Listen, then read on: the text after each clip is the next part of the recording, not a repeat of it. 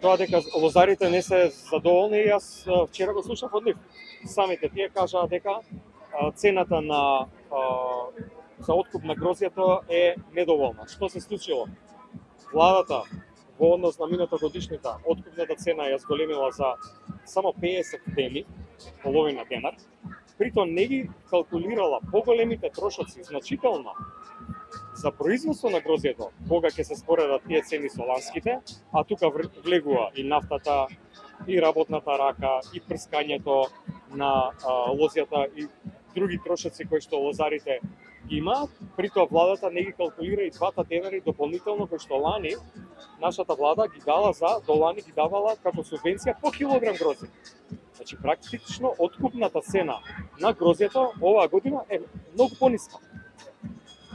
Притоа лозарите имаат забелешка која што исто така сметам дека е на место, зашто се дава субвенција 2 денари по килограм грозје по литар вино на винариите за ланското грозје. Излегува дека е заштитен само крупниот бизнис, големите компании. Нема никаква логика. И затоа ќе понудиме законско решение кое што се темели на нивните барања, на лозарите.